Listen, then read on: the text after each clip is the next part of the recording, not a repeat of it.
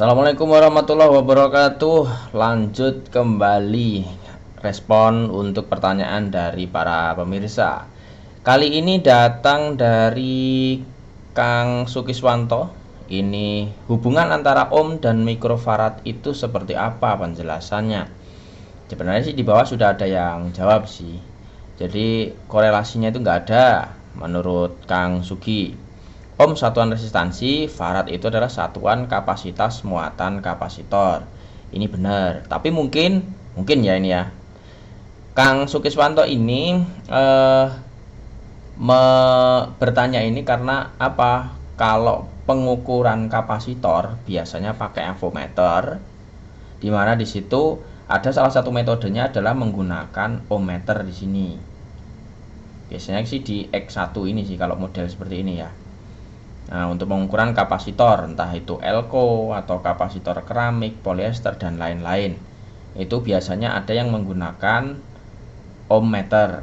Makanya kenapa mungkin pertanyaannya, ini kan farad, kok pakai ohm? Mungkin ada kesitunya kali ya. Nah, saya akan coba jawab untuk pertanyaan ini ya. Jadi benar, ini sudah benar juga. Resistansi itu satuannya ohm, farad itu satuannya kapasitansi. Nah, di salah satu video di YouTube, izin stage ya Kang, di sini di channel ini ya, channel saudara kita juga, cara tes elko. Nah, ini dia pakai ohmmeter di meterannya ini, di avometer, dengan cara dua kakinya ini dihubungkan ke colok ini, nanti akan muncul seperti ini. Saat dia itu awal terhubung, jarumnya akan ke kanan, kemudian nanti akan kembali ke kiri. Seperti itu. Nah, kalau memang cara yang lain, mungkin ada yang protes. Ngapain pakai ohmmeter? Langsung saja ada yang modelnya menggunakan pengukuran farad. Itu juga bisa. Tapi kadang-kadang avometer itu tidak semuanya ada fitur itu. Makanya yang standar biasanya pakai ohmmeternya. Entah itu kali 1, kali 10 atau yang lainnya. Nanti responnya mungkin kecepatannya jarum, gerakannya bisa beda. Oke, sebelum ke situ kita pahami dulu untuk kapasitor itu.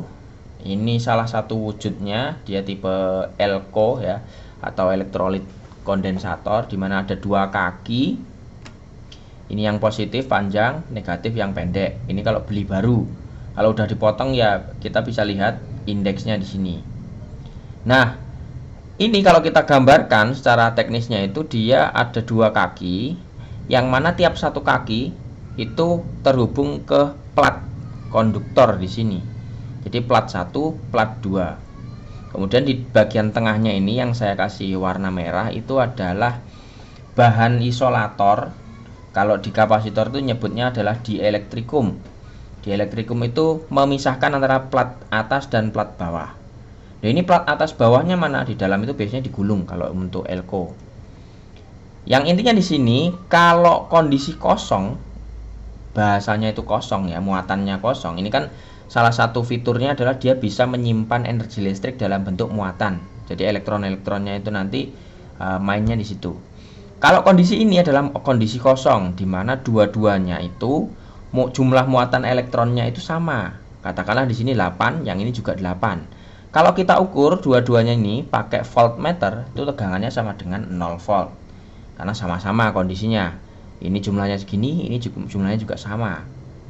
Nah, kemudian kalau untuk proses pengisiannya kita bisa menghubungkannya ke listrik. Biasanya sih DC ya. Kalau AC itu ya ngisi bisa, tapi nanti ketika polaritas berubah itu bisa ngalir keluar gitu. Ini kita contoh arus DC. Seperti ini. Ya, tadi di sini ada 8, di sini ada 8. Sekarang karena dia udah terisi penuh, yang atas itu tidak ada elektronnya, yang bawah kebanyakan elektron. Maka bisa kita ambil kesimpulan yang atas itu muatan positif, yang bawah muatan negatif. Kalau kita ukur ini misalkan nanti dilepas seperti ini, kalau kita ukur seperti ini, maka nanti akan muncul nilai tegangan. Karena ini kondisinya beda. Ini lebih negatif, yang ini lebih positif. Ketika diukur, nanti akan muncul sekian volt gitu. Oke, kita ulang lagi untuk proses pengisiannya. Dari yang tadinya itu di sini 8, di sini 8, sekarang nanti akan pindah semua ke bawah. Bentar ya. Seperti ini. Bagaimana dia bisa berpindah ke bawah? Karena ada yang mendorong. Apa yang mendorong ini? Ini adalah baterai, positif, ini negatif. Bagian negatif karena ketemu dengan negatif. Terus kemudian di sini ada bahasanya apa ya? Tidak stabil lah ya. Ketika di sini banyak negatif, ini juga ada negatif, maka negatifnya di sini nanti akan terdorong karena negatif ketemu negatif. Nanti bagian atas terdorong. Kemana? Ke bagian positif. Nah, karena di sini negatif mendorong, positif di sini menarik muatan negatif, maka cocok. Langsung ketemu ke bagian positif. Jadi bukan dari plat bawah mengalir ke plat atas ya, tapi plat bawah ada ruangan kosong diisi oleh muatan negatif dari baterai. Di bagian atas karena di sini sudah ada yang mengisi, makin banyak nih lawannya. Negatifnya yang tadi itu jadi terdorong keluar. Satu masuk, di sini satu keluar ke positif baterai. Seperti itu. Nah, yang dibaca saat pengukuran untuk ohmmeter itu sesungguhnya kalau ohmmeter susunannya kurang lebih seperti ini. Ada sumber listrik, ada untuk mekanisme jarum pengukur. Ini bukan kita anggap, tapi memang motor. Jadi dari sini terhubung seri, ini anggap saja seperti saklar. Ini kalau misalkan colok kita hubungkan antara hitam dan putih, maka di situ seolah-olah seperti saklar, yang mana arus yang mengalir ke sirkuit ini atau ke jalur ini itu paling tinggi, sehingga di bagian mekanismenya dia bergerak ke kanan maksimal. Yang mana kalau kita lihat di ohmmeter itu kanan maksimal artinya adalah 0 ohm atau mendekati 0. Jadi di sini menggambarkan, wah, kabel merah yang saya ukur ini ternyata hambatannya adalah 0 atau bukan 0 sih, mendekati 0. Sorry ya. Maka di sini jarumnya akan ke kanan maksimal. Begitu. Itu kalau misalkan ohmmeter kita konsletkan antara colok merah dan colok hitam atau mengukur kabel seperti ini. Tapi kalau mengukur yang namanya kapasitor, nah ini agak beda.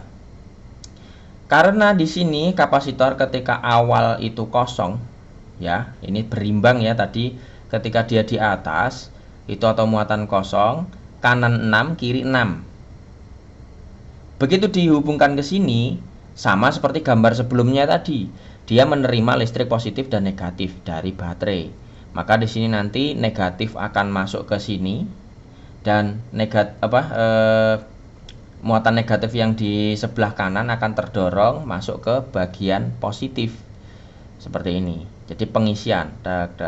Nah, saat proses pengisian di situ di mekanisme mengalirlah arus yang dari bagian kanan ini menuju ke baterai.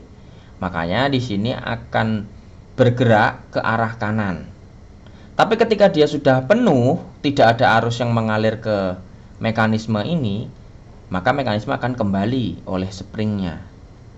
Seperti itu. Jadi kalau untuk hubungan antara farad dan ohm, secara satuan memang beda. Tadi sudah disebutkan, ohm adalah untuk satuan resistansi, farad adalah untuk kapasitansinya atau kapasitor menyimpan muatan itu.